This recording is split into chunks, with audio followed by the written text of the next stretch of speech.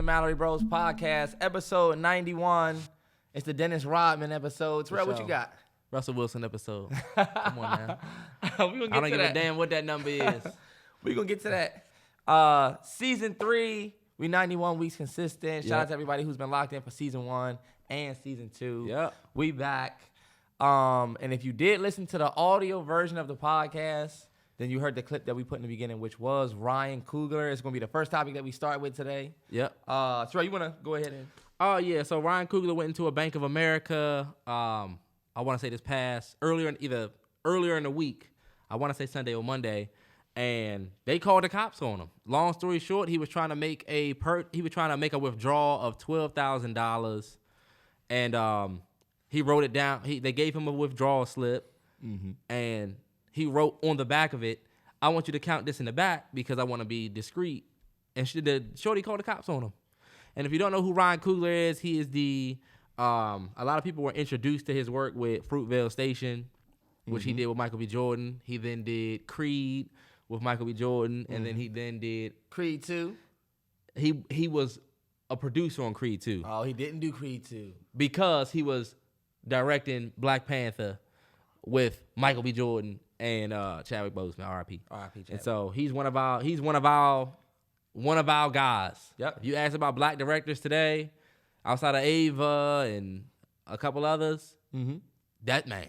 That guy. And the reason why we put that in the beginning and wanted to talk about this first is because of, I would tell him, it's a relatively small story. You don't see it everywhere. You know what I mean? And I felt like it would have been a bigger story had things gone in a different direction. And to me, this is a prime example of being black in America. The reason why we played that clip first and then we started with Story of OJ is because this is an example of that. This is the man that made Black Panther. Right. He should be cool in any place that he steps in the world for real, right. for what he made. But y'all see when the officers walk in, they don't see that he made Black Panther. They don't see where he's from. They don't see anything but the fact that, you know what I'm saying, that he fits the description. Right. And then the worst part about it was the fact that they came in there and just drew down. Yeah. Dude came in and said, "Put your hands behind your back," pulled his gun out, wrapped it. Crazy. And if you've seen that video, Ryan Coogler was like, "Whoa, what happened?" And they were like, "Hands behind your back." He was like, "Okay, hands behind my back." Right. And then they took him outside. Then they had that conversation. But that shit was crazy.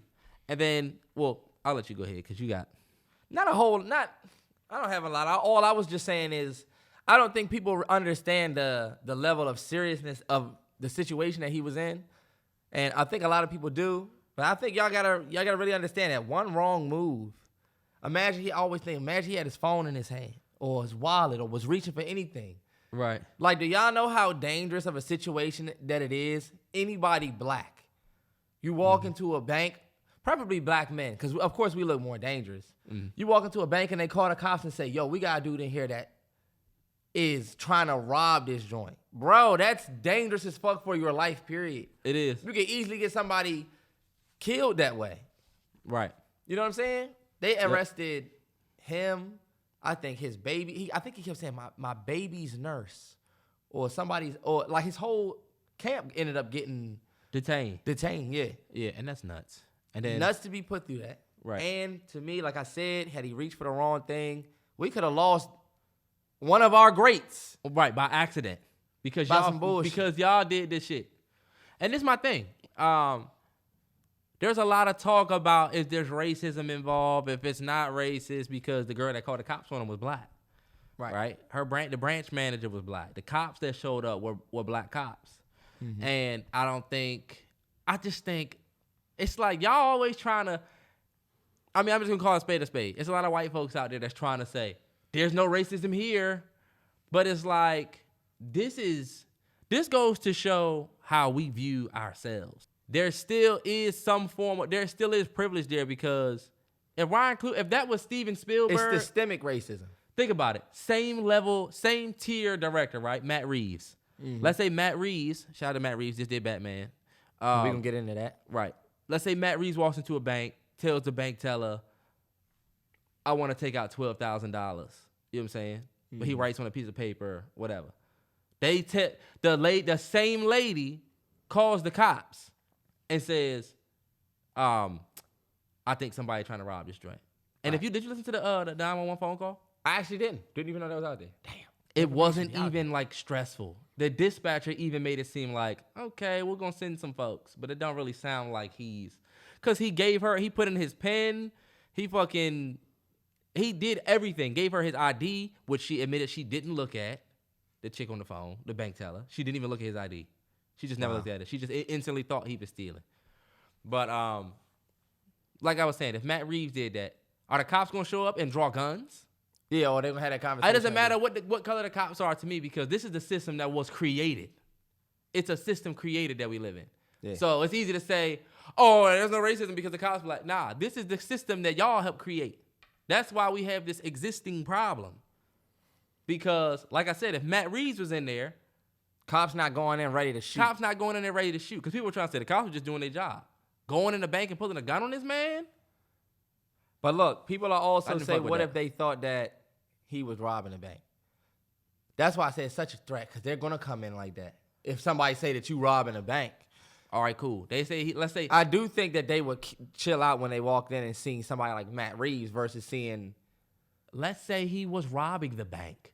Let's say Ryan Coogler's rich ass is in there really in there robbing the bank.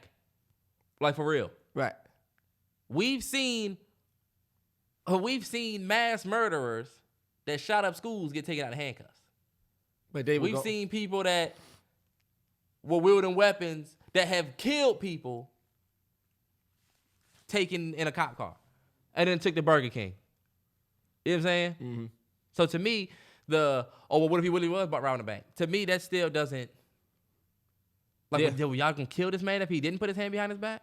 Right.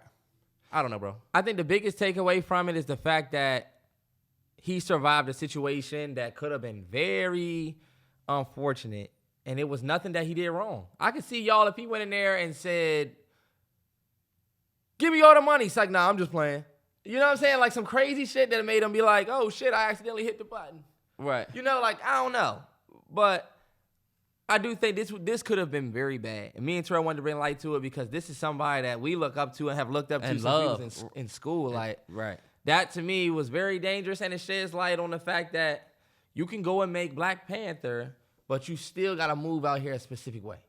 You know? Mm-hmm. That's why we take so much pride in who we are and where we come from, because we know that success doesn't eliminate us from that reality. For sure. And that's why the story of OJ is so important to that, because it don't matter if you rich or poor, and this is an example of how money don't change the shit that you could go through. You know what I'm saying? Right. Even dealing with your own people, right? Yeah. Because we're not absolving Shorty from behind the glass that called the cops on this man. Do you realize what you could have done? You almost killed him. He said he wanted everybody's name. He said, I want everybody's name because... Oh, he got everybody. He got the bank tellers' names. He got all the officers. Come on, bro. And I got enough money to sue this fucking brand. This whole company, Bank of America. Yeah.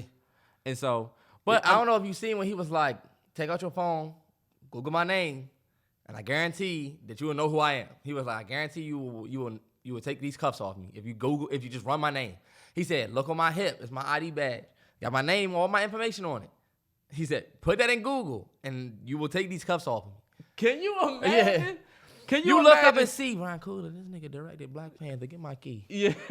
I'm sorry, brother. Y'all black ass cops know y'all was in the theater. Fuck was you doing in there? T'Challa. Fucking stupid as fuck. But like I was saying, I mean, and like Terrance said, the most important shit is being black in film school. And shout out, we got a couple listeners that are in Full Sail University in their first year, second year right now. We walked them hallways. We walked that streets. We rode them bikes. Man. We was talking about that. Yeah, we gonna get there. But as two black students that didn't have, and Terrance said when people do this, but no, go ahead, that didn't have many young, talented black faces to look at, we saw Ryan Coogler from a young age. Oh, Terrell, you're 100. Before he was even thought of to do Black Panther. Yeah. So that's why just the thought of him potentially losing his life.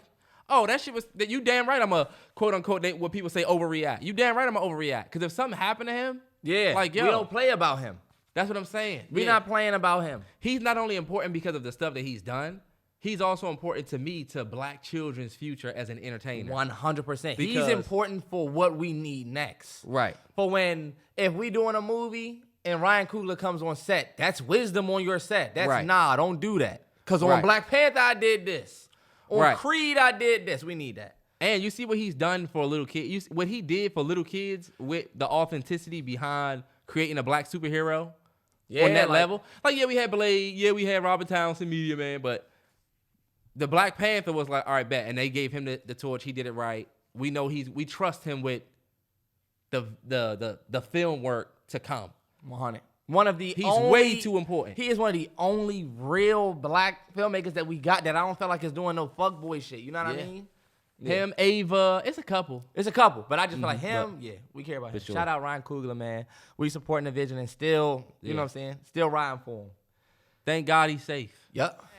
Y'all see what I got on if you're watching the visual podcast. If not, shout out to you listening everywhere. But I got on my Broncos gear because we had a hell of a Tuesday. We did. A hell of a Wednesday, I'll say. Let me announce, Russell Wilson is traded to the Broncos for Drew Lock, Noah Fant, Shelby Harris, and 2 first-round picks and 2 second-round picks. Come on, man. Fuck them picks. Y'all lost y'all lost a first-round pick and a second-round pick in this draft, and the same for next year, 2023. But you get Papa Russ. I know y'all have heard Terrell talk so much about Papa Russ, just period. I've watched this man love Russell Wilson for so long. Bro, what's crazy all season, you were saying, look at that leadership, bro. You see, if we had that leadership, remember, that's crazy. Yes. That's crazy. But bottom line, I've been saying this. Let me give a timeline real quick. First, y'all didn't get Aaron Rodgers. What was going through your mind right there? Heartbroken. I was crushed. I was thinking, damn, our season next year is fucked. And the reason why I was thinking that is because we threw the table at Aaron Rodgers. Y'all not Broncos fans, but if you are a Broncos fan, you know we just hired Nathaniel Hackett, Green Bay's offensive coordinator. We hired a tight end coach as our offensive coordinator. We got, I don't know if it's our DB's coach or our special team. I forget, but he's also out of Green Bay. We just brought over health people from Green Bay. Like, we had hella people from Green Bay trying to sell A-Rod on, hey, it's going to be motherfuckers you know over here. Yeah. And you love Hackett, right? Your former offensive coordinator. So when that motherfucker signed with Green Bay for $200 million for 4 years, which we need to talk about that. We need to talk about A-Rod too, because all that crying you did about not being happy with the organization, whatever, it was all about money. Why you didn't just say that? Anyway, we thought we was going to get him. And so when he signed, we was thinking, damn. Because word on the road was Pete Carroll said, fuck what y'all talking about. Russ is staying over here. And I thought Russ was going to stay in Seattle too. I don't know why I was completely blindsided that Broncos ended up with Russ. I'm still sick about that. Y'all have no idea. In Washington, we were talking Russell Wilson for 2 weeks. In Washington Twitter, nothing but Russell Wilson talk. Then next thing you know, he came out and said he didn't want to come to us. 2 days later, he's with y'all. That's crazy. And y'all they said the most competitive, lucrative deal for him. And I personally think, myself, I don't think Russ wanted to come play with us. People think that the Seahawks wanted to put him out of the division. They wanted to trade him out of the NFC. I personally think that if Russ wanted to come to D.C., he would be in D.C. I feel like he looked at our organization, what we got going on, and they actually did say that Denver was his choice. Like, he didn't just take the best deal. He said, yo, I want to go to Denver. So we got so many pieces, bro. He was the last piece we needed. Are you going to miss Locke or Fant or Harris? I will 100% miss Shelby Harris. D tackle. Fant, y'all just got that man. Fant, your fat ass disappears during the year. All right. You don't got to disrespect him. What if his fat ass disappeared? If you listen to the podcast, that's dope. But your fat ass disappears throughout the year. He got hurt. He came back, and it was like, what the fuck? My boy Albert O is cool. That's why I don't care. Seahawks fans, enjoy Locke. He likes Jeezy. So that's the only good thing about him. He likes Jeezy. He listened to TM 101. Yep. On that same day across the way, literally on the other side of the country. No, let me say. All right. I'm sitting here in my bed. I was having a late morning, and I get a notification that it said Eagles are preparing a deal for Carson Wentz. Eagles? Shit, my bad. Colts are preparing a deal for Carson Wentz trade to ... You know how the bar come down, the ESPN app? Do-do-do. Yeah. I clicked that joint. I said, they done sent him to the Texans. Or they done sent him to the whoever. I saw Washington. They put the W next to him. I said, oh, hell no. Me, just like a lot of Washington fans, probably y'all phones probably just blew up. My phone just nothing but just messages like, what you think about Wentz? What you think about Wentz? And I'm like, fuck him. I don't fuck with him at all. I'm not even thinking about us picking him up at all. I had 2 messages that said, what you think about Wentz? And I'm like, damn, what happened to him? That's when you called me. And right when you called me, I got my own notification that said, Washington Commanders trading for or picking up Carson Wentz. Y'all have no idea, man. I'm going to keep it 100. I have not liked Carson Wentz for a long time, y'all. He was a Philadelphia Eagle back when the Eagles was legit. I'm not going to knock the man's game. I think that there's potential with him. However, I can't. It's almost like if you weren't a fan of, like Terrell, it's almost like not. Well, I don't know. I'm not a fan of him, and I done picked his game apart. Like I feel like I know parts of his game that I used to talk shit about. Yeah. That I still don't like. So I had to really tuck the fact that I just haven't been a big fan of his, and I had to tell myself that this is an upgrade for the Washington franchise. This is we didn't really lose too much. We lost 2/3, but we did pick up his heavy ass $28 million contract. It cut our cap space in half, I believe. Y'all just picked up some more cap space for letting Landon go. And they said that we ended up, and they said that it made sense to be let Landon go after signing him. Mm-hmm. All I'm gonna say is this, y'all. I'm just hoping Carson Wentz can improve and not be who we've seen. Because let me tell y'all, he's been a bum-ass nigga. I'm not holding back. Eagles fans, he was a bum-ass nigga when he played for y'all. I'm sorry, and I knew it. Y'all was just winning games. I swear on everything, when the Eagles won that Super Bowl, it was because of Nick Foles. I kept telling y'all that year. I remember that year saying, Wentz is going to blow it. I remember I was saying, Wentz is trash. I've been talking shit about Wentz for so long, bro. He's a Commander now. I'm sorry. We are Commanders. And you know what? I'm not really too upset with this, y'all. My team's still in good shape. We about to go get somebody dope in the draft.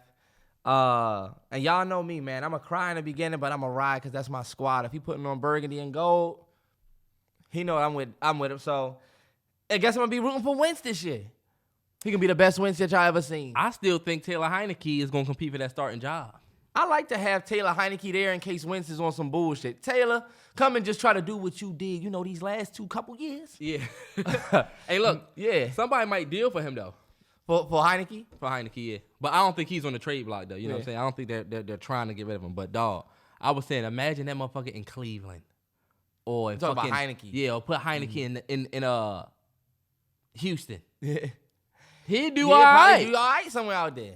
For the Wentz fans, if anybody who's a fan of Wentz, my biggest worry is the fact that he's injury prone. Another thing that I'm worried about is the fact that he'll just throw that bitch up and say, fuck it. He has a huge arm, but let's not act like it's a Pat Mahomes arm where it's strong and accurate and miraculously going to put it in the right spot. Carson Wentz has a weird track record, and I'm going to let you know, coming to Washington has never really been the ideal place for people who want to turn their career around. Because it's tough as fuck out there. It's just already trying to turn the whole franchise around. Hopefully, I do something with that damn stadium. We got ACL breaking turf. We got seats that are falling out of the bleachers almost on you. Right. You know what I'm saying? Sewage. We fucking up the away fans on purpose. We under there with screwdrivers unscrewing shit. Jalen Hurts. Hey, I will tell you this, though. My Broncos are going to. If people are like, what do you think y'all going to do next year? I'm calling it 12-4 Super Bowl.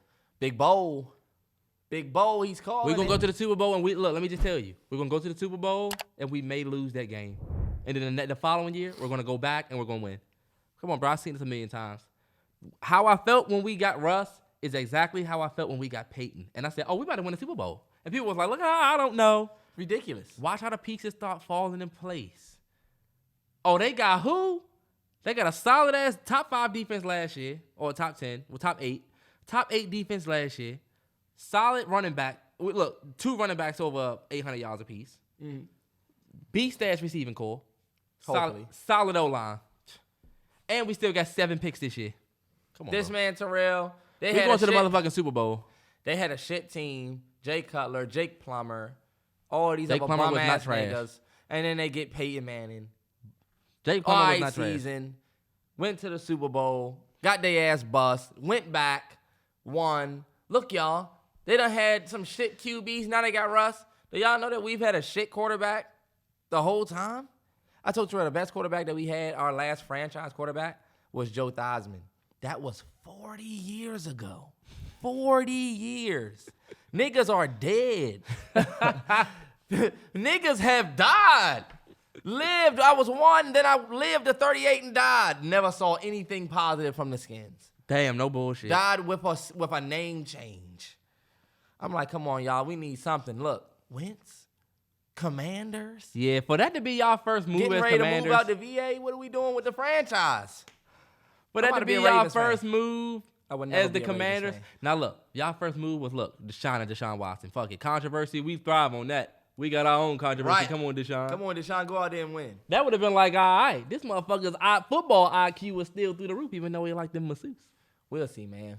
Shout out to the Broncos for getting Russ. 100. And Super pray Bowl. for us. Pray for Washington fans. You know what I will say? We're trying to make the best of it. What I will say is I don't think it's going to be that bad. I think if y'all put some solid pieces on the line, then he'll be all right. Because it wasn't just Jonathan Taylor. And somebody was throwing Michael Pittman Jr. the ball.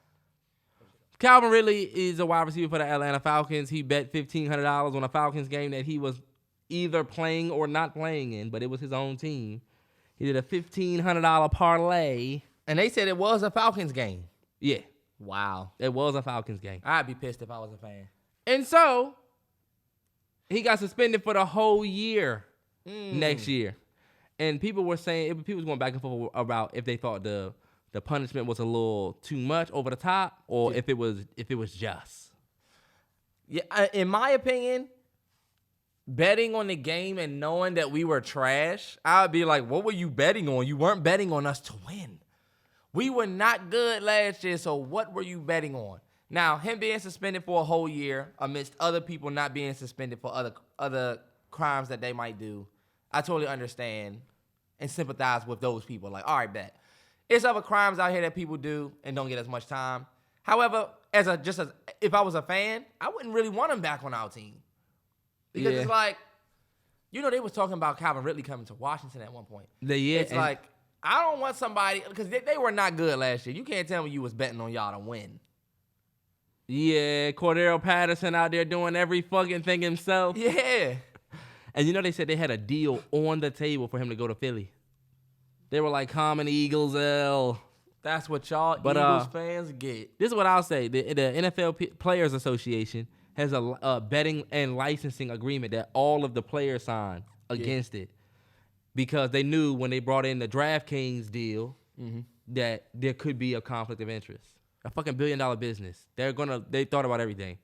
And so you really just can't do that. It fucks with the integrity of the game. People were talking about, like, shout out to Jay Williams, love Jay Williams, but he was talking about, like, NFL players get suspended for only 6 games for domestic assault or domestic abuse, and he gets the whole season.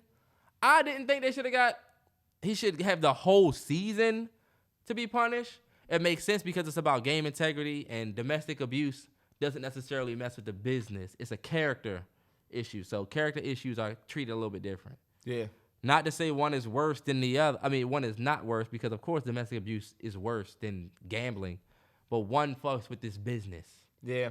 But at the end of the day, that's just a business move. So I understand it. I understand the business side of it, too. Things not going to make sense all the time. I do think, damn, bro.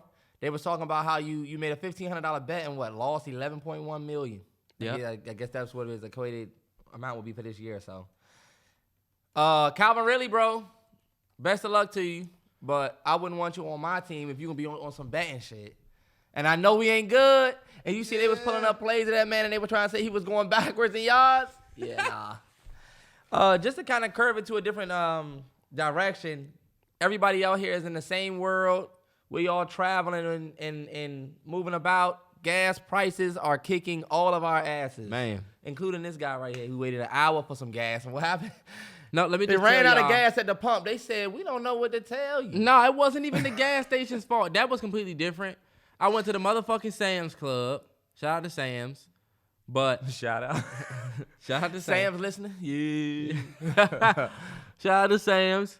But you know, I don't know if y'all know, but if you have Costco's or you know BJ's or Sam's and they have that gas station, they have member pricing on the gas. So I said, fuck paying $5 and change at the 7-Eleven Exxon Shell Citgo pumps. I'm gonna go over here where the gas was $4.45. Dan told me there's no such thing as Exxon anymore, dude. Exxon is gone. All right, Dad. It's an Exxon right there, I Dad. said it's an Exxon. He said, no, it's not. Nah, you know what? There might be. I don't know. What's hella dash-ins and shit now. That's what I'm saying. Shout out to everybody that has sheets. Oh my God. Beast gas station. That's like a goat gas station. You be like, y'all want to go to McDonald's? No, we going to Sheets. No, we going to the sheets. We gonna eat out there at the Sheets. Come on, stay on par.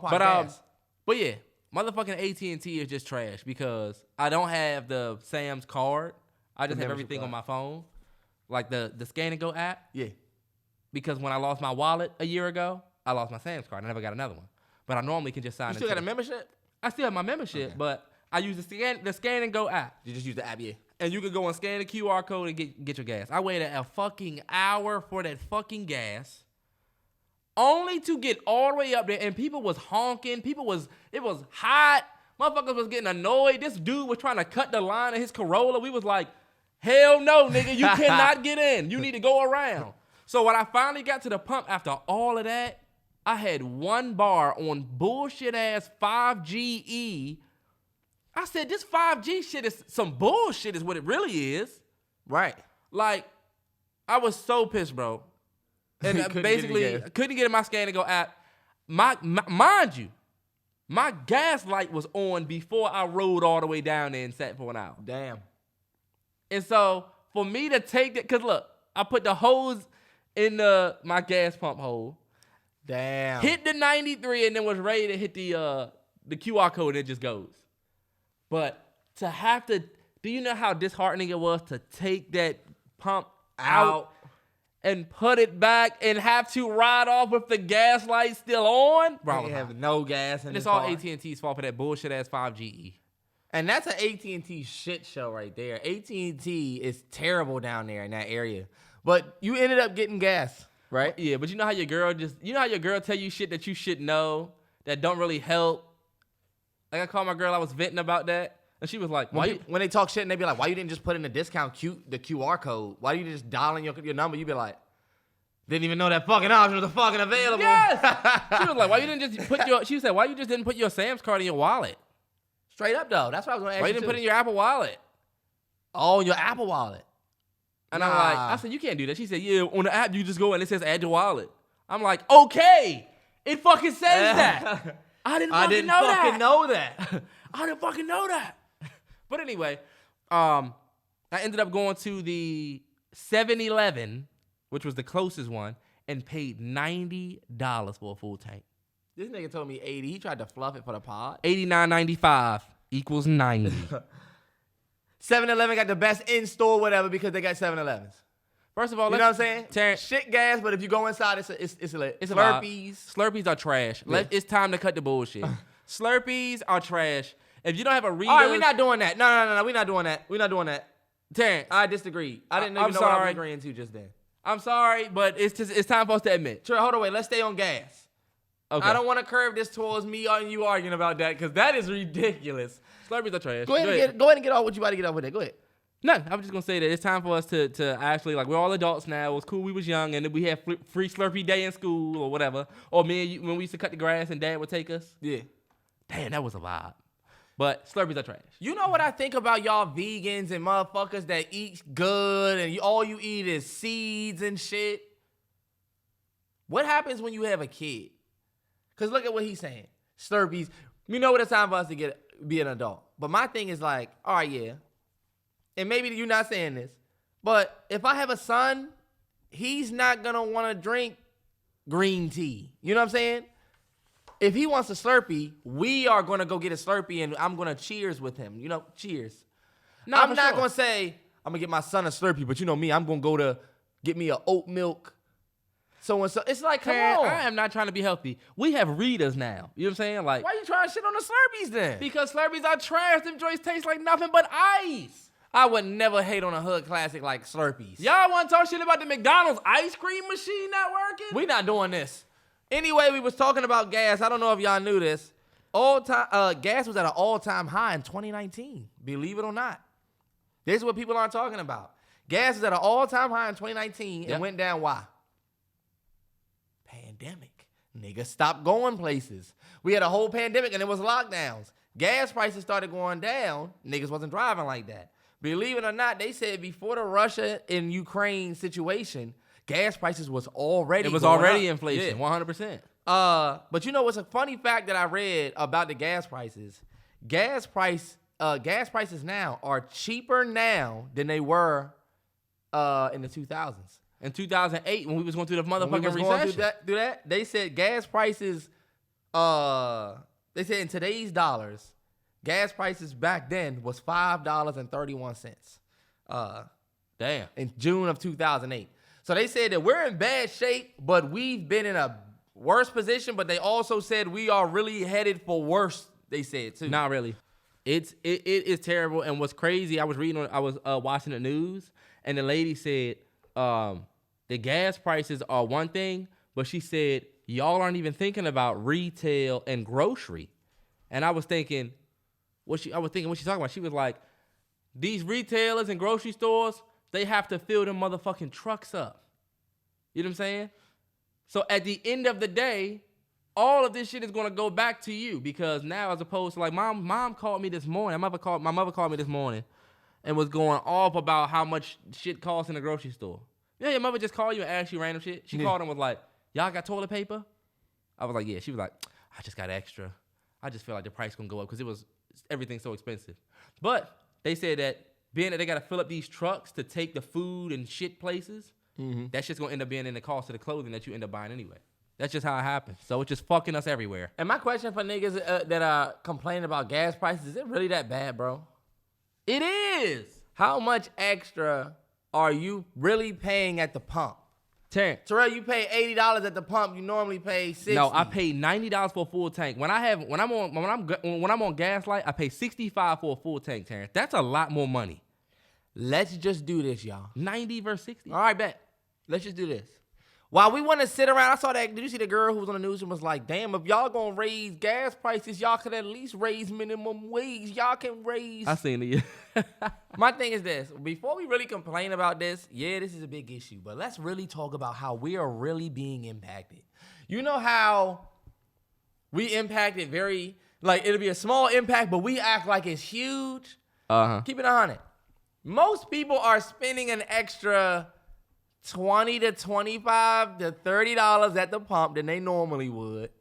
And it's like, this is ridiculous. Nah, but for real, Terrell, people like Terrell, now I'm not speaking for everybody, but are you that same person that's like eating out all the time? You still buying little shit? Think about it. Terrell is a motherfucker that always got an order on the way. I got a package. So you don't have a problem spending 20 here, 20 there. But y'all got a problem spending 20 at the tank and acting like we need to raise minimum wage. This some bullshit. Because I can't buy my knickknacks. I got to pay for gas. That's basically what y'all saying. That's what it is. It's fucking what I'll ever spend it. Because this is the thing, too. You see how we talking about full tank? Yeah. It's hella people that said, I don't give a damn what the price is. I got $20 and that's what I'm putting in it. That's what I'm putting. $20 worth. But think about what $20 worth would get you. Let's say $20 give you a half tank. Today, it give you a fourth of a tank. So guess what? You're going to be back buying gas back with another faster. 20. And I had a question for you. Since we talking about impact. This gas shit will impact everything. Because I was thinking, I had wrote down, is the gas prices impacting dating and how people date? 100. My girl live an hour away from me, hour 15. So when I drive out there, it's an hour 15-minute drive. A lot of gas. Let's say you on a dating app, right? Why would you even say that? I wouldn't say shit like that on my pod. Why not? My girl lived right beside me. Terrance, I'm just trying to get context for the gas. Now think about this though. Let's say you got a dating app. I'm always with my girl. Yeah, go ahead. 100% of the time. Let's say you got a dating app and you meet a girl that's like, nah, you see a chick that's like 5 miles away, but you also see somebody that's fine, but they live 30 miles away. Today you might not swipe on that. It depends. Because you thinking shit, she too far for me. Damn, bro, think about how tough of a dating situation you are in if you gotta do that. Fuck that. Bro, you know what you should still do, bro? You should still swipe yes on that joint, or you should still hit that joint and then see if shorty convo is worth it. And then you say, shit, by the time I get shorty cool, then, gas prices will be down hopefully by then. If not, and at least you have a reason now. Yeah. Now gas price is ridiculous. I'm telling you, think about it. This shit might be understanding. This shit is affecting all relationships. It is. Your cousin need a ride to work. Look, how far away you work? About 30 minutes. Damn, I got to ride and pick you up. Then look, hey, bro, we having a party out Greenbelt. You can be riding around. I got to drive out there. Me, look, went to the gym, left my headphones, drove back home and back. Foolish. Little shit like that. Terrance had, and you had the wired ones. You should have just thugged it out. Now you're too good for wired headphones, but you did it your whole life growing up. Y'all know, real people that's in the gym know that if you forget your headphones and use the wired ones, yeah, you can do that. But like, to me, it's worth going back and getting your real headphones so you had a legit workout. This gas situation definitely reminded me of when me and Terrell was in college. And I didn't want to talk about it for a long time. But me and Terrell rode bikes through most of college. Shout out to the people that's in Full Sail right now. We went to Full Sail University. It's a film school in Florida. And we rode bikes for all 2 years that we were there. Yep. Do you remember your bike? And I was going to tell you, just kind of go back down the way. I bought my bike at the Walmart. And remember, my first bike was one thing, but my second bike was the Beast. The white and black joint? The white and black joint. It was called an Avalon. I love that bike. Damn, you remember the name of yours? Bro, I still have a picture of that joint in my computer. Like, I love that joint like it's my old car. Like, I'd be like, look at the wheels on that joint I had on that joint, though. That joint had the pinstripe. Do you remember when I bought that speed bike and had to take it back? I feel like I did. You only had it for a little while, yeah. I ended up, one of the tires ended up going flat. Yeah, I remember that. But that joint was fast as fuck. It was one of them little fitness type joints. One thing I did want to say is me and Terrell lived on a third floor in the first apartment we went to with them bikes. And I don't think y'all understand that we lived a mile away from school and we had to ride a bike 1 mile to the school. We went through maybe a mile up and a mile back, yeah. What, 3 or 4 different crosswalks? Or not crosswalks. 4 or 5 different crosswalks. And they was legit, y'all. This is Florida, like Orlando, Florida. So it's almost like real crosswalk shit. Not like this shit that is, or wherever y'all might see it. Like, this is like big, long, it's like 8 lanes. Right. This is ridiculous. It's 8 lanes. It's 8 lanes, it seems like, on a crosswalk. And we literally had to ride a mile to school, but when we came home, we lived on the 3rd floor. So you had to carry your bike up.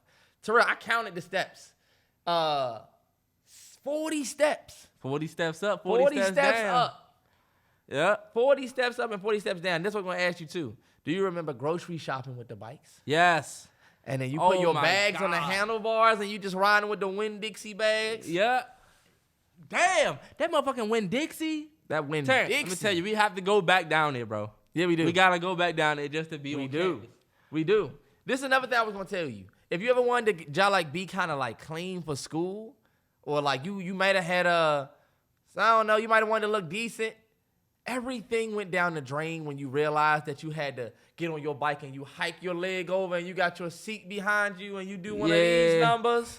You're like, I look ridiculous as hell. Clean as fuck on this bike. And then look, it was a hot ass Florida, so you might sweat through your shirt a little bit. Don't let you not put on no deodorant. Right. We had to start carrying deodorant in our bag. Right, because why are you working to get to school? You doing one of these to get to school. You Flintstoning it, basically. And then look, what's the one thing about Florida that it do every day? Rain. Motherfucking rain. Rain for at least 5 minutes in Florida every day.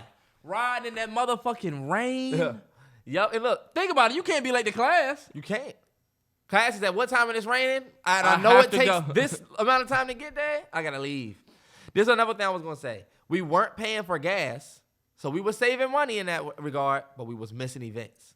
That's we true. was not showing up to certain parties and stuff like that. And then last but not least, dating on the bike was ridiculous. Y'all don't know. I bagged this joint in the McDonald's drive-thru on my bike. I wish that she was listening to this. Shout out to her because honestly, that's one of my legit stories from like college. Bagged this joint in the McDonald's drive-thru on my Avalon bike.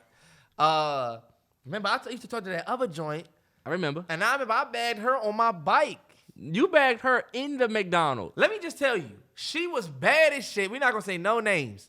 Terrell, keep it 100. Let's keep it 100.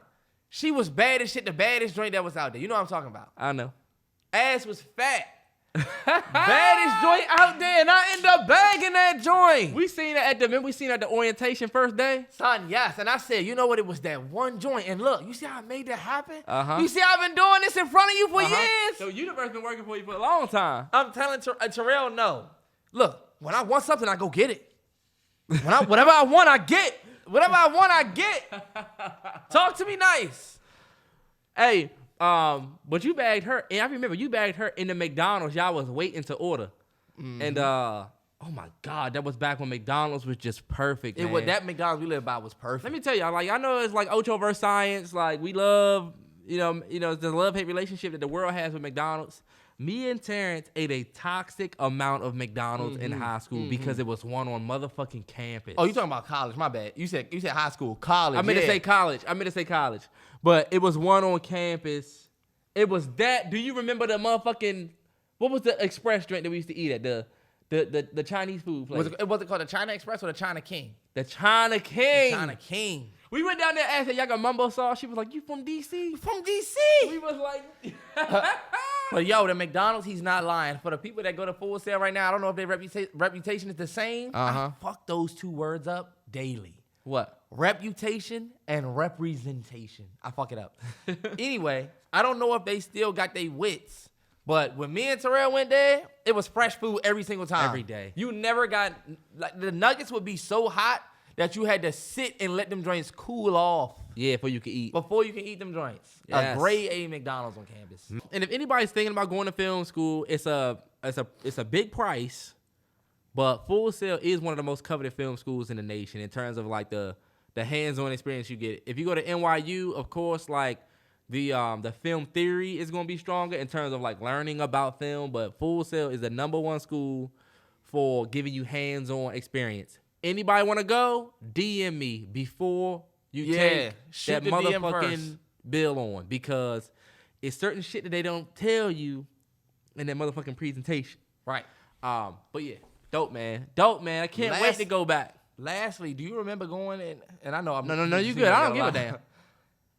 Getting McDonald's and taking it home, or getting Chick-fil-A and taking it home. You had to crinkle your bag up and put it in your book bag. Put your drink on your. That shit had to be trash by the time you get home. You carry your bike up. Wasn't no such thing as an air fryer back then. And I don't know if y'all knew this. Is for some people who might be wondering. Me and Terrell had what was called a bike lock. A lot of y'all probably grew up in a city or grew up in a suburbs or area where you never really had to take a bike somewhere. Mm-hmm. But me and Terrell had what was called bike locks. And those we used to have to always find a bike rack or a tree or some shit to wrap your bike on. I remember my bike got not stolen, but my lock broke, and I remember I would just throw the lock over it and make it look like it was locked. Remember? Do you remember when we would come back and be like, damn, I never even really locked my bike for you? Might have just locked it the wrong way, but it could come off easy. Somebody could have took my shit. Who wanted your bum-ass bike?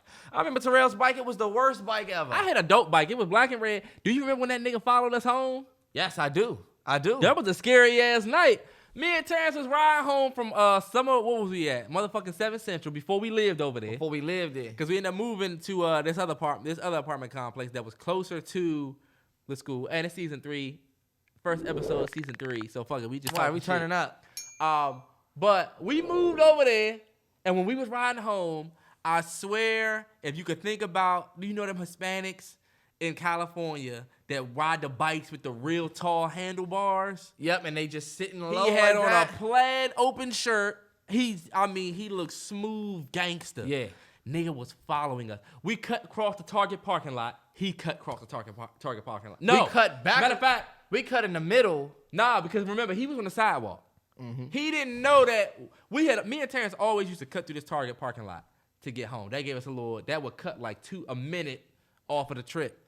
And so this motherfucker, he was following us. But we cut through that motherfucking parking lot and me and Terrell I said, look.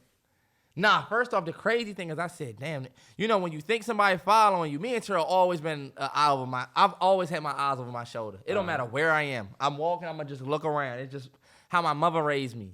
But we looked back and spotted him for a minute. And I don't know about you, but I remember we were tracing, we were like, all right, we're gonna go through this and see if he following us. And see if he was still there. Yep. Then we was like, all right, he's still there. The nigga really might not have been following us. Right. But he just looked crazy as shit. So we said, all right, bet.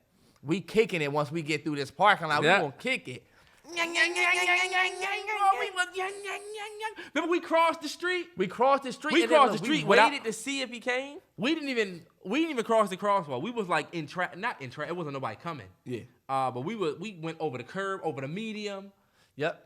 And then when we got at our apartment complex with this long pathway. Yep. With the little security booth right there. You had to show them your I don't fucking remember what it was. Your key or some shit. Get in. To get in that joint, we seen him. He just rolled right past that joint. You could tell he was looking down there too. We had gotten far enough away, and we said, "Damn, that motherfucker would have got up close to him. We would have had to beat his ass." Fuck you talking about? Right. And let me tell y'all, this is a story of me and Terrell talking about how we ran. Hey, we ran. And you know what's crazy? We chose life. We still here. Right. That Mallory Bros channel, all them videos. Maybe that don't happen if me and Terrell say, yo, it's time to it's time to show, you know what I'm saying, who we are to this dude. Right. Maybe we need to be brave and confront dude. Right. I could not be here. He could not be here. Mind you, me and Terrell were also in Florida, which we know nobody except certain people that might be down there for school. Mm-hmm. These are decisions that you have to make at a young age to protect yourself so that you can be here. And you leaving out a key fact about that. We lived 15 minutes from where Trayvon Martin lost his life. And he lost his life. Why? Why you following me? Why you following me? That's it. 100%. That's real shit. That's real shit. That's real shit. Damn, that's crazy. That's crazy, right? So we definitely lived 15 minutes from where Trayvon got killed. Yeah. Our first day in Florida, me and Terrance was never been to Florida before. We was admiring the palm trees and shit. And this big ass pickup truck that had Confederate flags off the back of it, kind of like the little fuck Biden flags that you see now sometimes. And the dude was like, niggers, off the back of the joint. Off the back of the joint. This was the day after my mother left. Yep. Your mom and dad left, and it was like, damn, we out here on our own. Yep. All I had was real. Yep. That's it. Walked across that street, bro. Man. It was like, ignorance. Yeah. And we said, damn, bro, we in Florida. And we out, and it's just us. And that was the point where we really was like, all right, bet, we 18. We was 18 or 19 years old. And it's like, yo, we got to be men out here. We really got to be men. And look, we didn't have weapons. We didn't have a car. We knew we was going to be vulnerable as shit. Honestly, I would never send my kid down there to do that. I don't know what y'all riding a bike to school. Yeah, we should have been better about getting out. We had old school parents that'll drop you in the water and just say, "Here, learn how to swim." Yeah, it's not really, but you know what I'm saying. Mm-hmm. Even for going to the clubs and shit that we was going to, it was like, why the fuck would Ma let us even do this for real? No when you look bullshit. at the environment. Look, you just let me know what time to pick y'all up. Yeah, you don't know that this niggas out here with guns, right? My parents from DC, so they probably had that, but they still so damn protective. Like, Dad, I ain't gonna put his business out there. Just know when I went over the last time, I'm like, do you think somebody about to run up in here? Yeah, like chill, dude. I'm in here alone. I gotta be safe. It's you right. with your folks. Yeah, your folks will definitely be sitting there like, lock that door and then lock that lock. But I'm where we at, right? I'm appreciative of it because going back to the Trayvon thing, Dad did always teach us to, and that's the importance of fatherhood and your father being present, was that we was taught how to think. Just think first. Think first. When we would fuck shit up, he would be like, all right, why did you do this? Do you even understand how, why did you do this? Yeah, I don't know if anybody follows, her name is, the dude name is DeVale. He got 4 sons. I'll tell you about that dude. Mm-hmm. Fucking great dad. Yeah. What's his name on IG? You don't know? It's his DeVale and Khadijah. DeVale. Everybody knows DeVale. His page is DeVale's Truth. Well, his thing is DeVale's Truth. But yeah, man. Damn, crazy ass motherfucking times. What a time, man, that made us, for real. If it wasn't for them moments, yeah. Nah, for we sure. would not be here in the same way. You know what I'm saying? In this skin that I'm in. So turn up. Shout out to all those people down in Full Sail riding in them same bike paths, dog. I hope they fix some of them sidewalks and you not, you fuck your front wheel up. Your front wheel go airborne this way and then you go that way. Man, remember Ashton said he came to school looking trash? That changed Ashton's life. Remember in Ashton music, he started talking about how he survived shit. Ashton was definitely impacted by that. No bullshit. Humble beginnings. I'm gonna tell my kid, yo, I didn't have a car in college. I had a bike. I drove a bike a mile to school in the rain. I'm getting that off. Your parents say shit like that. Hey, and you know what I was gonna say? You know how old men value like change? Have you ever noticed how older men will be like, hey, that's a quarter, pick that quarter up, or dad will stop and pick up a nickel? You don't think about how when they was growing up, a cheeseburger cost 25 cents or $1. Yeah. So they still have that value. We don't. I was thinking about how I never use cash ever. I never use cash. So you don't see value in the physical form? I'm not even gonna lie, and this might sound very, very bad. I've been sweeping before and swept up 2 pennies and threw it right in the trash. That's terrible. And you know, my mother always say, one day you're gonna be 2 pennies short. Yeah. And you decided to throw 2 pennies in the trash can. No They'll bullshit. find its way to somebody's pocket still though in the trash. But damn, yeah, that's crazy. Old men definitely value quarters and change. You tell an old man at your job that it'll be 87 cents. I know some of y'all went through this today if you listen and you working. That'll be 87 cents. They give you a $5 and they say, oh, hold up, I got that 87. Right. That whole year. How much is it? 98. Look, don't let them look. Slide it towards you. You can take that and put it right in your hand, sir. All right, Terrell, do you want to curve it towards movies? We got I Am Legend 2 coming out. Will Smith, Michael B. Jordan. Quick thoughts. It is not coming out. They announced it. There's a rumor that it's going to be a potential prequel. There's a rumor that it could be a Michael B. Jordan-led film. And then there's also a stretch rumor that it could be a parallel universe. Because, you know, Will Smith died in the original cut. But remember, in the alternate ending, he survives. And they both ride away. So they were like, what is it going to be based on? I don't know. Honestly, y'all know how we talk about this every week. We didn't really touch on the Jack Harlow White Men Can't Jump movie remake. But it's just crazy to see how the industry is so exhausted of ideas. But I feel like this pandemic played a huge role in a lot of stuff that's now coming. You know what I'm saying? I feel like they greenlit a lot of this shit last year, not knowing if we was going to come out of the pandemic or not, which we still got a little ways to go before we out. But it doesn't make sense. It doesn't make sense to me why they're even fucking doing this. Like, why? Will Smith and Michael B. Jordan are doing this movie. I Am Legend came out 16 years ago. Maybe 15. Will Smith and Michael B. Jordan are both producing and starring. I am somebody that feels like I Am Legend was a dope movie. Mm-hmm. But I don't even think that it ever needed a 2. Now, I'm not saying that this is something that can't be done. Just 15 years later, if y'all decided to do this, like they said, the next thing that they're deciding to do in the I Am Legend franchise. And I'm like, what is the I Am Legend franchise? Y'all got one fucking movie that came out 15 years ago. Ain't no damn franchise, and y'all didn't leave room for another one unless we gonna follow the lady and a little boy. And what I don't like is the alternate ending. Oh, yeah, but y'all know in the alternate ending, fuck that. When the fuck do we do that? Right. Hell no. That's like saying a nigga's album is dope because, the bonus tracks made his album dope. Nah, fuck that. Right. When he put out the deluxe. Fuck the deluxe. Even though the deluxes we're not disrespecting deluxe albums. I'm just saying, I don't want to say, I had to go and look up, buy the DVD and watch the extra scene or look it up on YouTube, the alternate ending. Right. The way it ended, we found honor in that. I thought it was dope that he sacrificed himself. Right. Which is why they went with it. Right. Prequel with old Will? How? Let's say we go in the future. Did he survive the grenade? We're going to start the movie with him like, because he survived the grenade, joint. I honestly was confused when I saw that Will Smith was starring, unless it would be a prequel. But if it's a prequel, Will, you didn't even finish Best Shape of My Life. You stopped doing that. You know what I didn't think about? What? Let's say, you know how this would be dope? The lady knocks on the door. It's Michael B. Jordan, chest out for the ladies. Come on in, right? She take her daughter and whatever in, right? Mm-hmm. Then when the zombies finally come, the big one's like, we got a special one. And it's Will as a fucked up kind of, because he got fucked up from the joint, but he's a big-ass zombie. And Will Smith is the zombie, but look, he's also the doctor that created the cure. So it's like, doctor, please. That would be fire. I would watch that. Terrance, that would not be fire. You wouldn't be expecting that, though.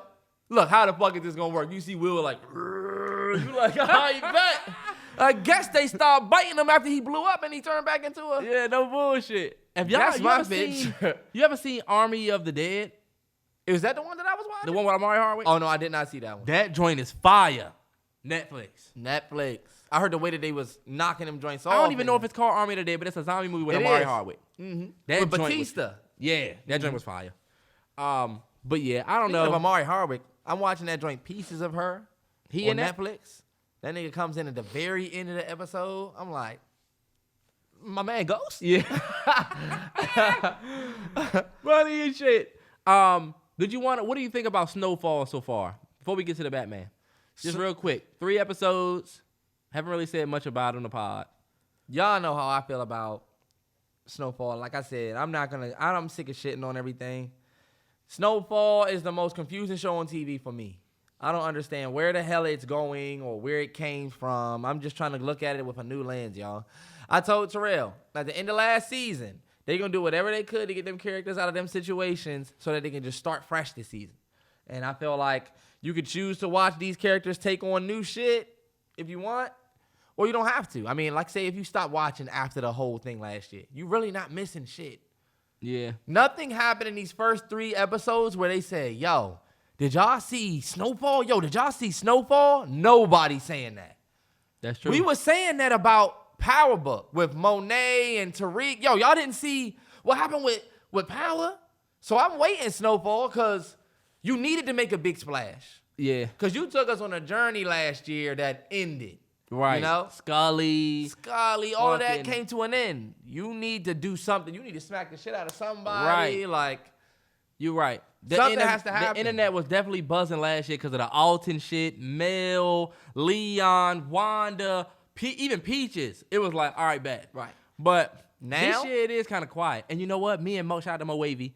Me and Mo was saying on Twitter that we think Frank, spoiler alert, we think Frank New Girl is an informant, bro. Watch. And I would Something hate that. up with her. Something's up with her.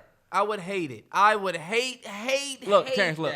At the end, Frank he gonna take her to the stash house. Look, this is your personal equity stake, like I told you, and then she gonna be like, look, LAPD type shit. Working with Reed. Why Reed back? And remember when she told Reed, remember when he said, working with Reed again? And she said, he's back.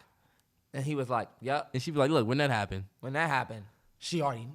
I'm telling you, I don't know what the I fuck would they fucking about to hate do. it because his last girlfriend was an informant, and you ended up killing her in the finale. Sorry for the spoilers. Your last girlfriend played you. And you mean to tell me that Frank is with a new joint and gonna get played again?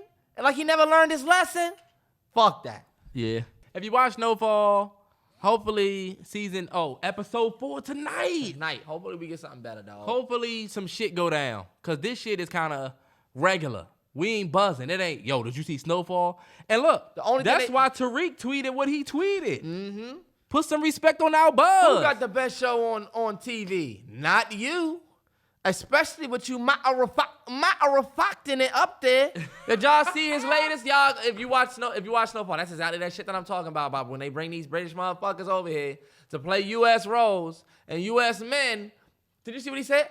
Because what I've got to do, what I'm getting right to do.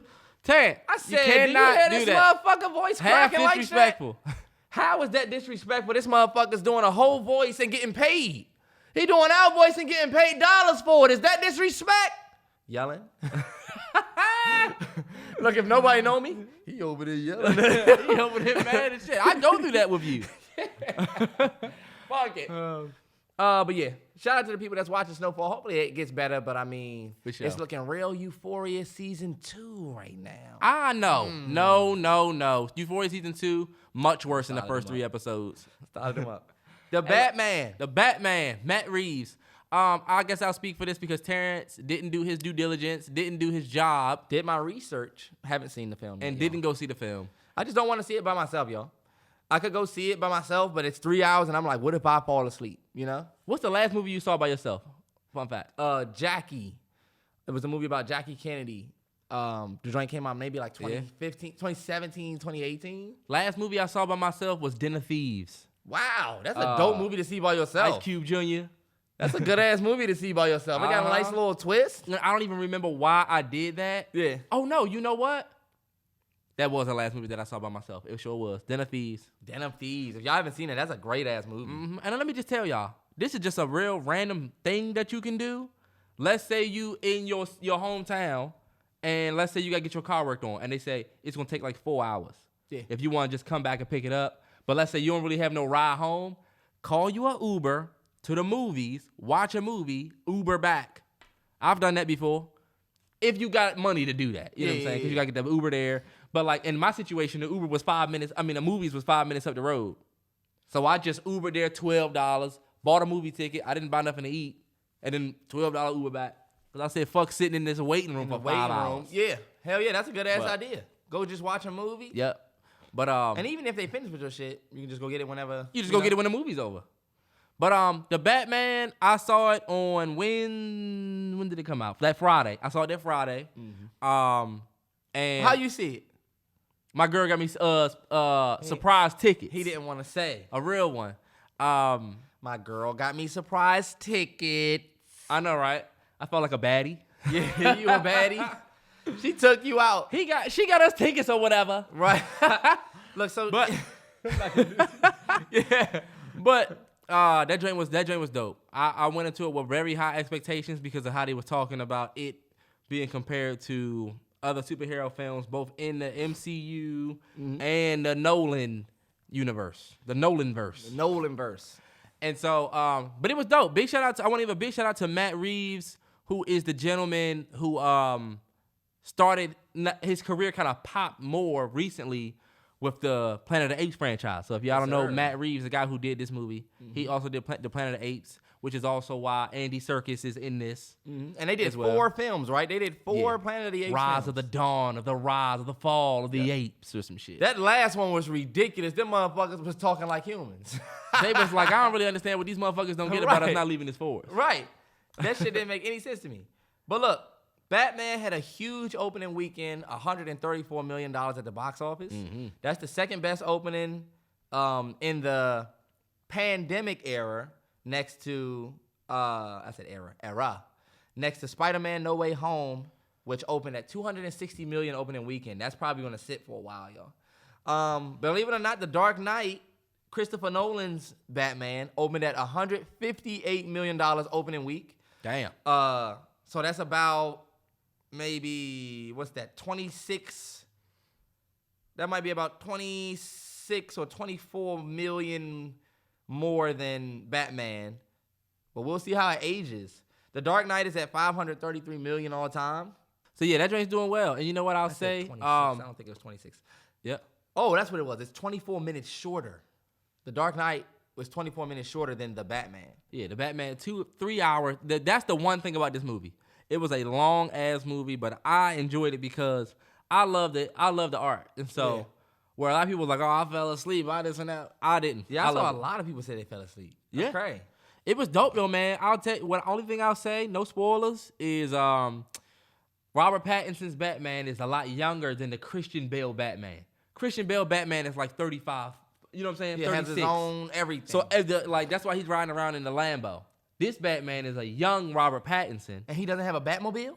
He got a Batmobile, but it's like a Dodge Challenger type. Oh. And he rides on a bike. It's not he doesn't have the big Batwing joint. And that's why I said I like his Batman better than... I don't like Christian Bale's, what are you doing? I just don't like it. Yeah. His Batman, to me, 10 times better. The best Batman you've seen? Yeah. I'm just gonna keep it about. With technology and what they're able to do now, I'm not gonna give it to Michael Keaton, no. And Christopher Nolan never been good with fight scenes. Even though my man name. Even though I like Inception, the fucking... That's what I'm saying. Like, I got one of the most iconic fight scenes in the history of cinema. His Batman, let's just watch how we throw around fucking terms. Christopher Nolan Batman fight scenes was trash. Yeah. This one was dope as fuck. And they did kind of... The bang joint on the plane? They did draw back to Christopher Nolan. You know the Christopher Nolan joint where the dude shoots and you can't see Batman but through the light? Yeah. They had like a callback to that. Okay. Dope. Yeah. But that's like an homage. But I liked Christian Bale's Bruce Wayne better than I like Robert Pattinson's Bruce Wayne. I just like that. I think my favorite part about Batman is the fact that he's also Bruce Wayne. And I like Bruce Wayne more. I'm a bigger Bruce Wayne fan than I am with Batman. I'm going to see that movie next. That's definitely going to be the next one I go see. I wanted to give a shout out to Greig Fraser. He's the cinematographer on the film. He did an excellent job lensing this film. Like, his color palette that he chose to go with was perfect. If you don't know Greig Fraser, he also just did Dune. He did Zero Dark 30. He was nominated for an Oscar for Lion. Damn. And for Dune this past year. So, Buddy is on his bully right now. And he killed it. And it goes without saying that Zoe Kravitz is just motherfucking just gorgeous in that movie. She worth seeing it alone. I feel like Zoe Kravitz is just bad as shit, man. Zoe Kravitz is definitely popping from this. We're not going to talk about that bullshit that she said out her mouth about the... Yeah, me and Terrance argued about that for a long time. We're not going to talk about that. Do you know what the number one rated R, the number one most successful rated R movie of all time, you know what it is? Jaws. Passion of the Christ. Doesn't that make 1,000% sense, yeah, though? Yeah, it does. You know what I'm saying? The Passion of the Christ is the number one most successful R-rated movie. And I have a list of it, just 5. At $370 million all time. Damn. The next up is Deadpool, 2016, $364 million. That's only like $6 million under You don't got to say the number. What's the next ones? American Sniper. Doesn't that one make a lot of sense, too? yeah. And these are the ratings, right? No, like these are most successful box office of all time. Like, made the most money. American Sniper. R rating. White people went out in droves to see American Sniper. Yeah. The same way, if you ever see Inglourious Bastards, and when they all went to the theater, that's kind of the same thing. But they don't have that same look. That's the third most. Inglourious Bastards is a rated R movie. No, I'm talking about how in Inglourious Bastards, when they all went to the theater to watch the dude kill everybody, the same thing. It is 100% the same thing. What was the name of that movie in the joint? You don't remember? Ah, that's a great question. The name of the short film in Inglourious Bastards. You know it? No. Wow, you supposed to know. I'm fucking it up. No, don't say it. You're supposed to know this, bro. It's the private. I know his name was Private Sola. It's the movie. It's the something of a nation. Hating the nation, straighten the nation. It stoles their nation, but that's just the stole. I don't know. Nation's pride. That's what it's called. The nation's pride in German. Oh, that's what that means. But it meant the nation's pride. Because he was out there doing it for his city. Or his city, his country. His country, right. What was the next one? There was American Sniper, and then number 4 was Joker, and then number 5 was It. Oh, okay, yeah. Motherfuckers love It. I never really got the It train. Like, everybody loves Pennywise, and I've never seen an It movie, not even an old one. I've never seen any. You're tripping. This is the It from 2017, not It 2. This is the It from 2017. That joint was fire. I'm telling you.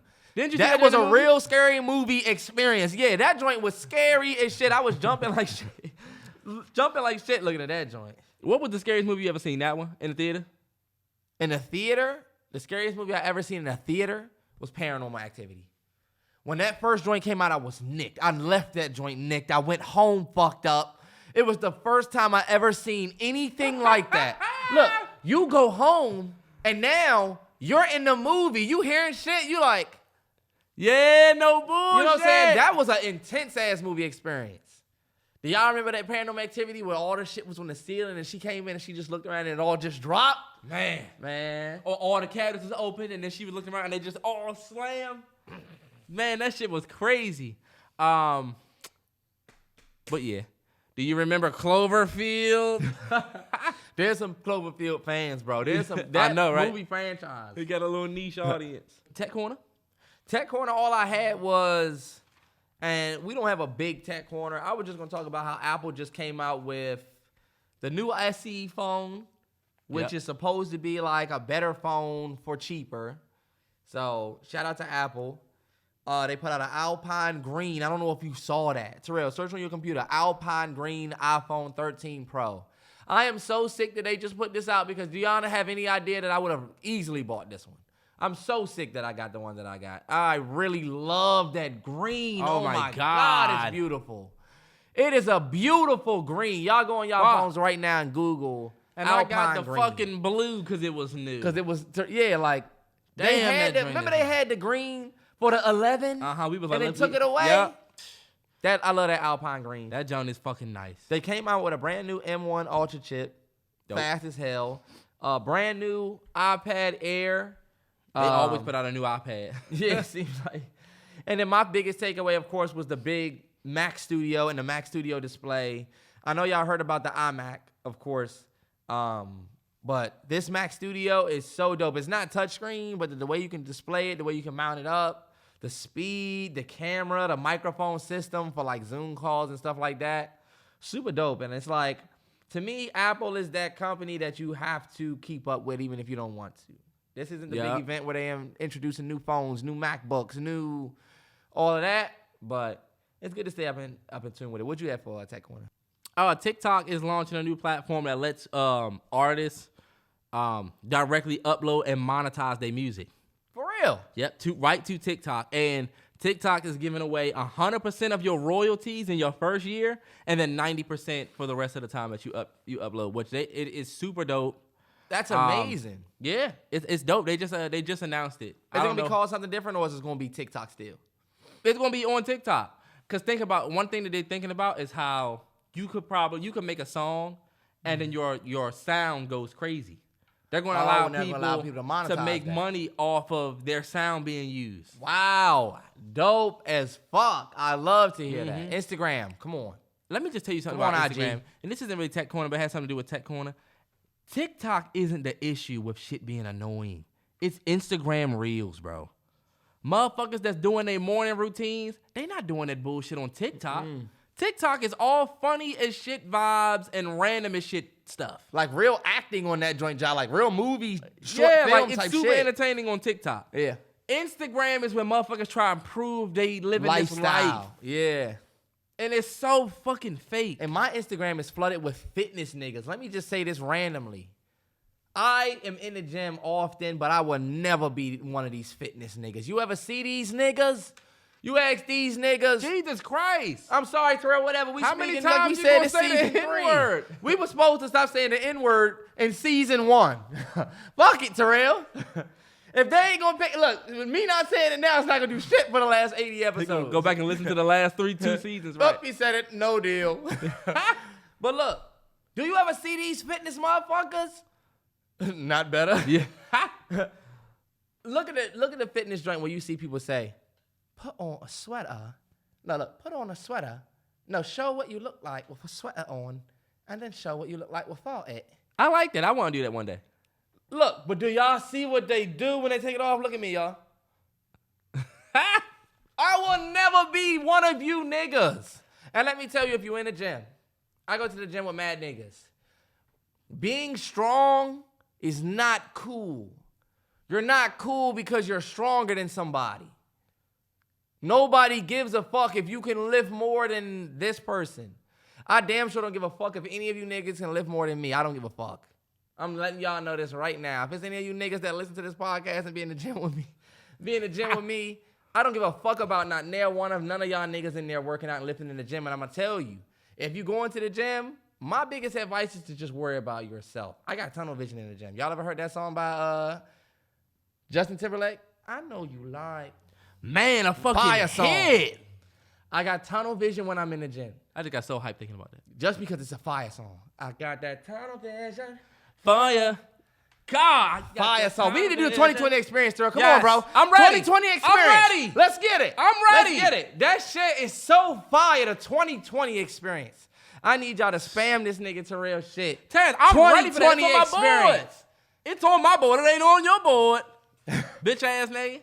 All I'm gonna say is worry about yourself, bro. Nobody gives a fuck, and being strong is not cool.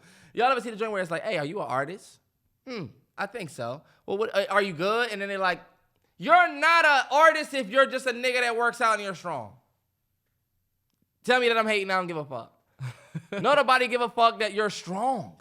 And that's what I always tell myself. Nobody really gives a fuck. Yeah, females might be attracted to whatever. That's a whole different thing. Like, and then this is the thing. Is it really motivating that you're strong? That you're in the gym and you have this perfect physique? Is it, but think about this. Is it motivating if I'm somebody that weighs like 300 pounds? Does that make me go, damn, look at this man.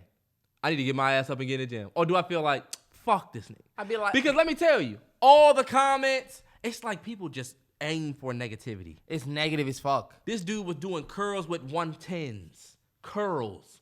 But he was motherfucking using his traps. They was like, fucking terrible form. Let's see if you can curl what you really curl. I say this motherfucker's curling a 110. Okay, yeah, he's ego curling 110. Yeah, ego curls for 110. Come on, bro. But that's just that everybody's a motherfucking critic. And that's why I feel like some of this shit really not motivating because people aren't even accepting that. Think about it. People will post and be like, it's the Kobe clip. What's the Kobe joint? I made a commitment with myself. Whatever. That's not as bad. Yeah. The one where it's like, you got to do it yourself. I don't know. Y'all know the one that I hate. We talk about this shit every let me week. say this is the one that I hate. I'm not single. I'm taking my ass to the gym. You're a clown. You're lame as fuck. You're lame. You're lame as shit. I fucking hate that one. I'm not single. I'm taking my ass to the gym. Guess who doesn't give a fuck? Everybody else. All of us. All of us. We don't give a damn. All y'all that's making your fucking avocado toast and your perfect fucking smoothie in the morning. Yeah, look, now we hating. I don't give a fuck about none of it. Fucking, look, we just shitting on everything that y'all like to do. Fucking matcha. Y'all lighting lavender candles and shit. Fucking pre-workout. Look. Yeah. I don't know about that. But y'all know, look, we talk about this shit every other week. We talk about how Instagram is annoying. But I think it's very important to just continuously remind motherfuckers that shit is a facade. It's not real. Shit is not real, and it's so annoying. And TikTok is not annoying. I used to think the opposite. I was a nigga that was on Instagram Reels and didn't get on my TikTok. And didn't get on your TikTok. Boy, how lost was I. And I'm still kind of lost in the sauce, y'all. Let me ask y'all. I'm trying to make it happen with Instagram Reels. Let me ask y'all this question. I asked this question to Terrance yesterday. All you niggas that pop lock, I'm asking this question. All y'all niggas that pop lock and like dance like Chris Brown type shit. Yeah. Is that still impressive to the ladies today? Is that still gonna get Me you and Terrance don't know because we're not dancers and we don't be at the club dancing. But is that like, cause I know this fitness chick, right? Follow her on Instagram for the fitness workouts and shit because she be training people. Come on, bro. Hey, look, for the fitness chick. Never believe a nigga who said he followed a fitness chick. What workouts you getting from shorty? Bro, let me just tell you. What workouts he getting? Women post the best leg day workouts. It's a fact. You just can't do the booty jumps. You know what? That is actually very true. Women post if you want, y'all looking at niggas for leg days. You got it. Niggas be skipping leg day. Or we just do like a couple exercises and fuck right. The girls do the extra detail when shit. They post their bicep workout, it be hella exercise. They leg day, they do look squats, leg press, lateral raise. That's all you fucking need. The ladies be doing different types of lunges, jump squats and shit. So y'all ever see how much shit girls get in the gym when they do leg shit? They always got a bunch of shit that they can do. Take up hella space. But look, I don't feel like setting up. The fitness chick that I follow, her dude is a dancer. Okay. The nigga be pop locking and shit. And so I'm like, did she fuck with that? Did she rock with that? I don't know. My thing is this. Shit. The question isn't for the fellas. The question is for the ladies. Ladies, picture this. You and your girl walking. Y'all leaving outside the Dunkin' Donuts. You just got you a sprinkle donut, vanilla. Right? Best donut. Your girlfriend, I don't even know what she got, right? Brother man walks up on some Chris Brown, excuse me, miss, in parentheses, yo video. He walk up on some do-do-do-do-do. Or we don't know You ever each seen other. the joint without the sound? Would y'all be impressed by that?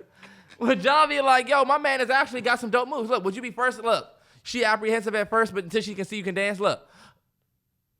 Yeah.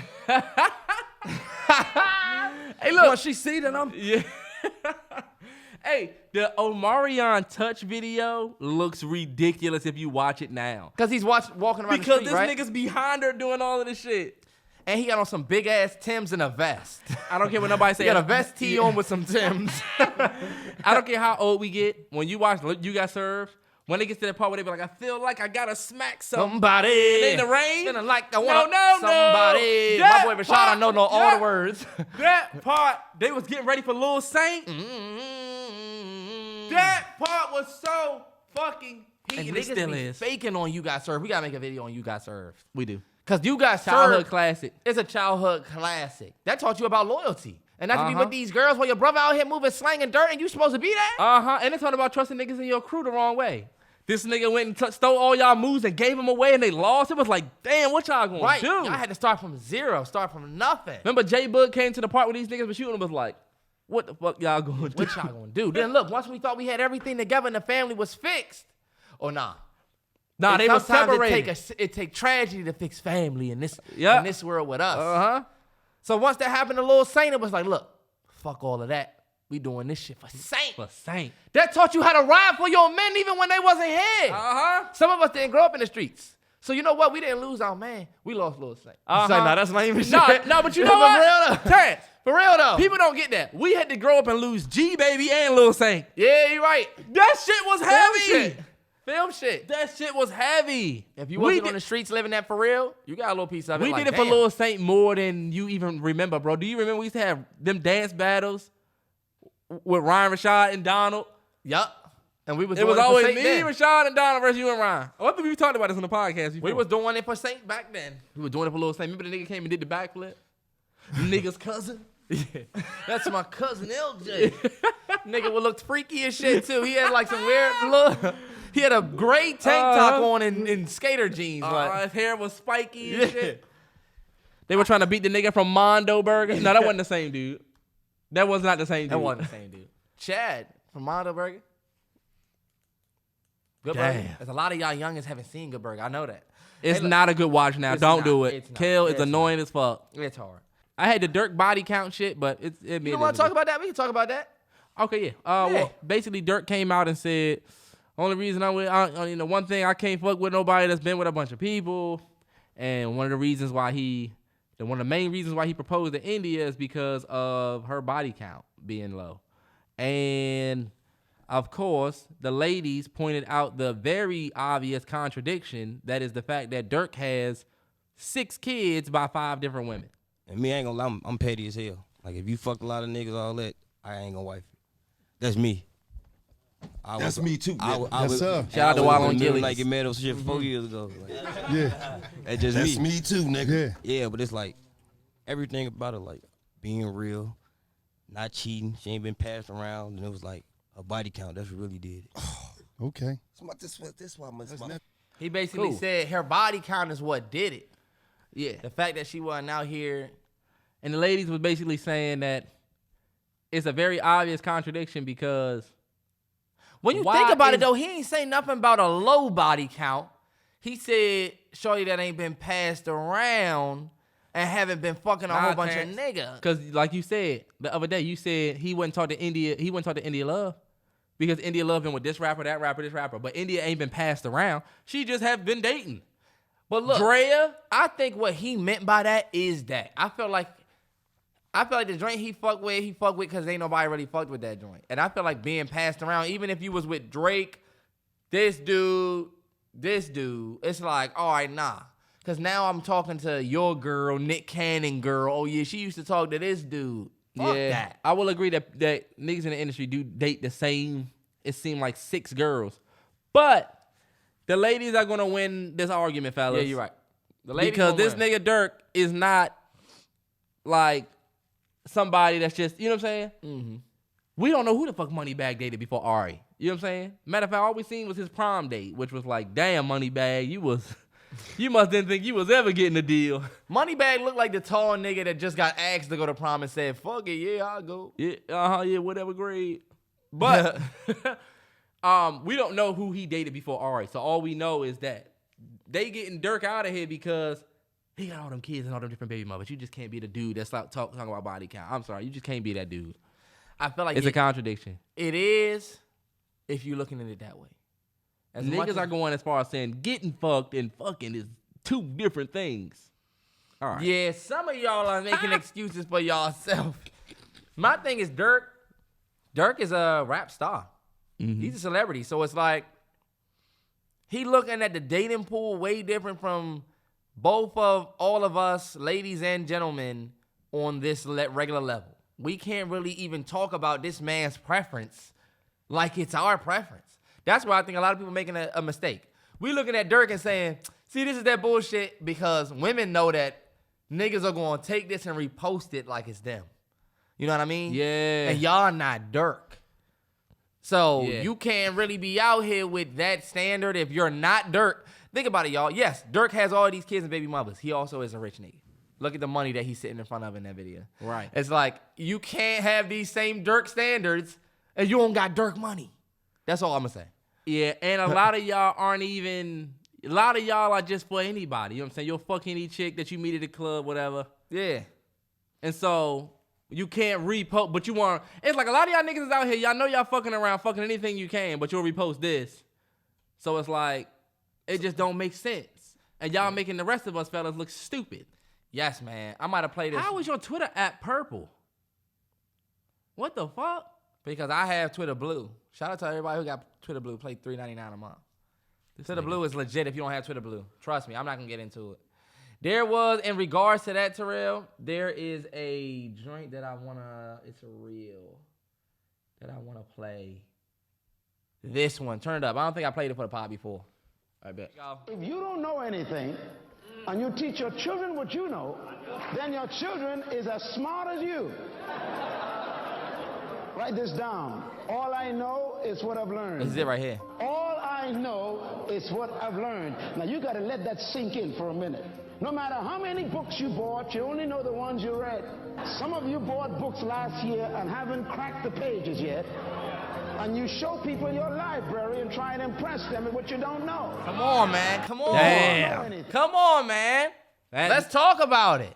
Yeah. Him saying a lot of y'all have books you haven't read, but you will show off your library. That's exactly what you was just talking about. Whatever situation that you just had, where you said people are, it's almost like you showing your library. That's a lot of people. Haven't read the books yet, but talking about, look, you reposting posts like that's you, but you don't even live that. That to me is an example of showing off your library, acting like, oh yeah, I read 48 Laws of Power. Oh yeah, I read, you know what I'm saying, Thinking Fast and Slow, but you didn't. Right. You just own the book. Right, like me. I own 48 Laws of Power. It's right over there, and guess what? I only read the first 3, 4, 5 laws. And it's all about if you out here, you know what I'm saying, trying to make it seem like, you know. Mm-hmm. And you know what's crazy? You take way more pride in seeing a book that you know you read front to back. Yes. It's like, motherfuckers live. Oh, no bullshit. It is Full Sail Hall of Fame. I heard it's lit out there. I heard this way different than when we was there. One day we going in that motherfucking Full Sail Hall of Fame. And they going to fly us out and we're going to have a One day they going to put us in that job. For sure. Would you rather give up all drinks except water or give up anything cooked in the oven? This is a tough one. I would give up everything except water, 100%. Give up all drinks except water. Oh, shit. That includes alcohol. That includes alcohol. And I want y'all to think this is giving it up for life. I don't need anything in the oven. Air fryer. That would be a type of oven. Air fryer is not a type of microwave is also a type of oven. So this is meaning y'all are going to be out there with the sticks and the... Y'all going to be cooking like how Shrek made the weed rat stew. Terrance, he made that job. Y'all going to be out there making weed rat stew. And y'all look like Shrek out there cooking with the rats on the stick. This nigga out there with rats on a stick trying to impress shorty. And it worked. Because she was a whole ogre. And hot. That's how y'all video on Shrek too. That's how y'all niggas are with anime. That's when she say that she know about. You show me your anime. I'm not gonna shit on y'all niggas. Here we go. Look, I'm gonna say the same thing. I don't want to give up everything cooked in the oven. I'm gonna just give up all drinks except water. Yeah, because drinking ain't good for you anyway. Yeah. Do you know when you're drunk, that is your body having an adverse reaction to poison? Damn, yeah, see?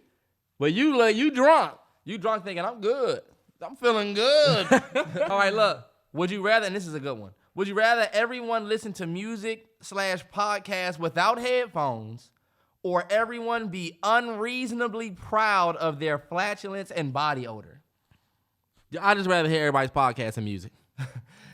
Because I can deal with that. I can't deal with the smell. Some people there's no way you don't smell yourself. Yeah.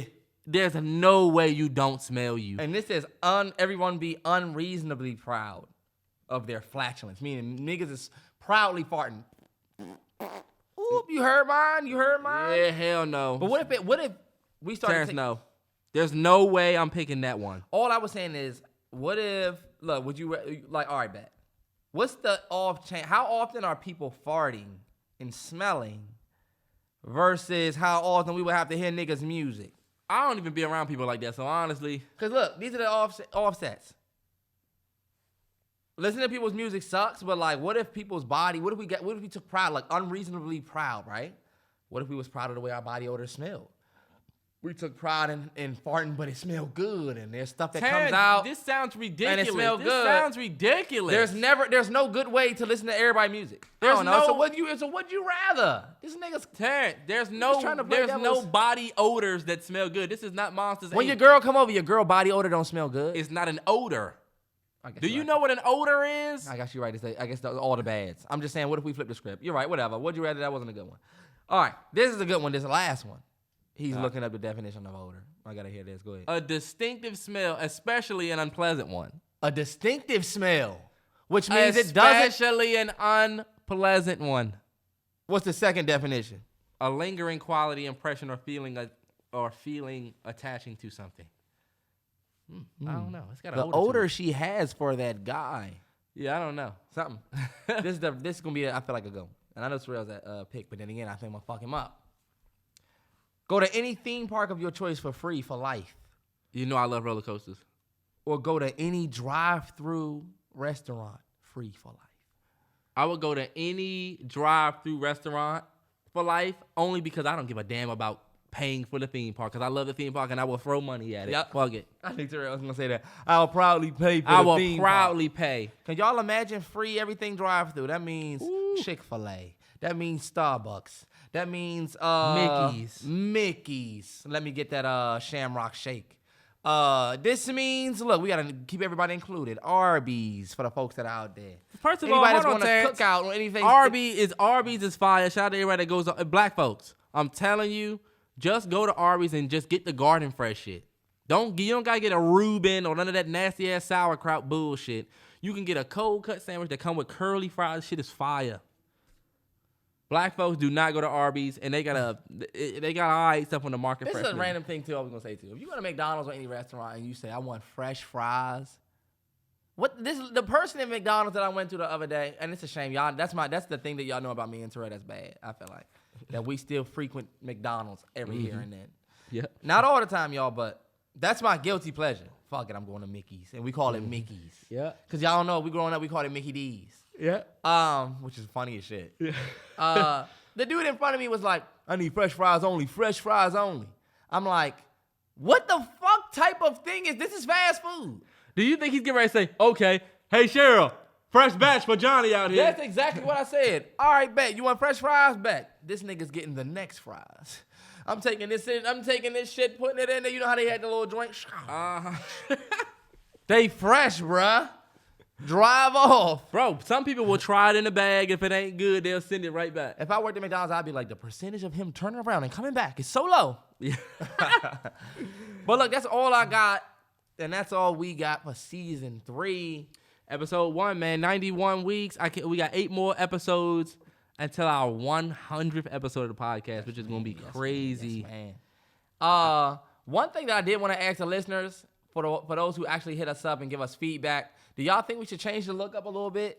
maybe shoot in a different place, a different room, a different area. I always want to. Terrell, this guy here, I'm a fan of consistency. he's a fan of whatever. If it ain't broke, don't fix it. Yes. So I am trying to switch it up for y'all. I feel like a new room gives us a new vibe. We might be on the, we'll see. Yeah. But